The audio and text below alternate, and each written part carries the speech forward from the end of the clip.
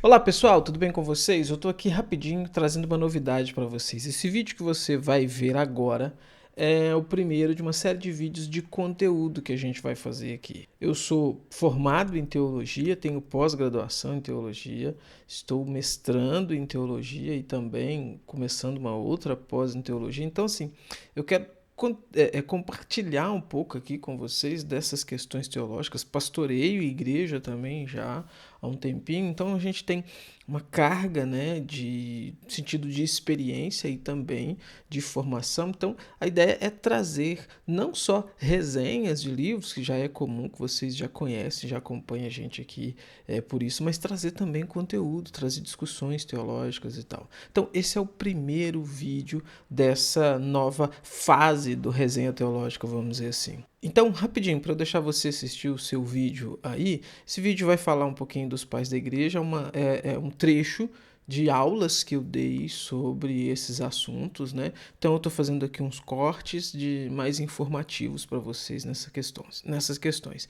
Se surgir alguma dúvida, deixa aqui nos comentários que a gente vai trocando ideia e, obviamente, toda semana, então, a gente vai estar postando vídeos aqui, como esse, vídeos específicos também, não só recortes de aulas, mas vídeos específicos sobre esses temas, tá bom? E aí, desde já, eu quero pedir para você curtir o vídeo. Se você está chegando aqui por agora, não é inscrito ainda no canal, se inscreva no canal para dar uma força para a gente, para ajudar a gente a continuar produzindo, né, trazendo boa teologia aqui para esse arraial aí do YouTube. E compartilha também, envia para aquele amigo, para aquela pessoa que você sabe que precisa saber um pouco mais desse assunto que a gente vai estar falando aqui, tá bom? Vamos lá para o vídeo. Para a gente entender, então, o que são os pais da igreja, né? Quando a gente fala de pais da igreja, do que a gente está falando, né? Os primórdios da igreja cristã, então, no começo da igreja cristã, né, nós temos homens aí que foram responsáveis por conduzir a igreja na ortodoxia, ou seja, no pensamento correto, na doutrina correta.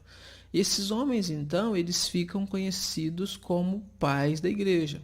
Essa expressão pais da igreja, ela vai se referir então ao escritor, ao pastor, ao teólogo da antiguidade cristã, que foi considerado pela tradição como tendo um testemunho autorizado de fé, né? Eram homens aí ouvidos, homens respeitados por toda a cristandade.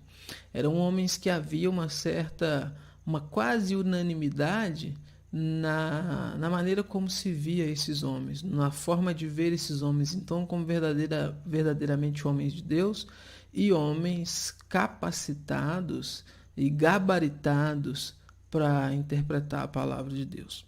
E aí, como se fazia para entrar nesse grupo, como se fazia para fazer parte desse grupo, ou como se fazia para entender que certo indivíduo era considerado um pai da igreja ou não. Haviam 3 critérios que deveriam ser considerados.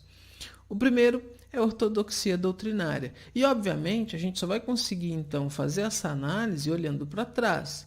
No período dos pais da igreja, os homens que estão ali, né, os homens que são considerados hoje, melhor dizendo, pais da igreja, eles não se chamavam de pais da igreja. Eles não, sei lá, se encontravam na rua e diziam, e aí, pai da igreja? O outro, e aí, pai da igreja? Não. Isso são atribuições que foram feitas a eles posteriormente, quando se começou a debruçar sobre os escritos desses homens, sobre o que esses homens ensinaram, e começou-se então a concluir que, poxa, nós temos aqui um pensamento ortodoxo. Nós temos aqui um pensamento que passa pelo crivo daqueles primeiros concílios ecumênicos da igreja, que a gente tem, o concílio de Nicéia, 325, concílio de Constantinopla, 381, concílio de Éfeso, 431, concílio de Calcedônia, 451, que são concílios que estão, então, reunidos para discutir, dentre diversas coisas, as relações principalmente trinitárias. Divindade do Filho, divindade do Espírito Santo, natureza humana do Filho, dupla natureza do Filho, a questão da Trindade, e os homens, então, que estão escrevendo sobre isso, estão se debruçando sobre isso, estão chegando a conclusões que, com o acumular das informações, aí foram consideradas informações corretas, conclusões corretas, desculpa, eles ganharam então esse título, essa pecha aí de pais da igreja. Então, a primeira qualificação, ortodoxia doutrinária. Alguém que estivesse nesse período, que fosse relevante, fosse um bispo, mas que chegasse a conclusões diferentes do que foi estabelecido como ortodoxia, por exemplo, alguém desse período que, sei lá, dissesse que Jesus não veio em carne, por exemplo, né? Não seria, obviamente, considerado um pai da igreja, porque ele estaria fora da ortodoxia, né? Uma segunda característica é a santidade de vida.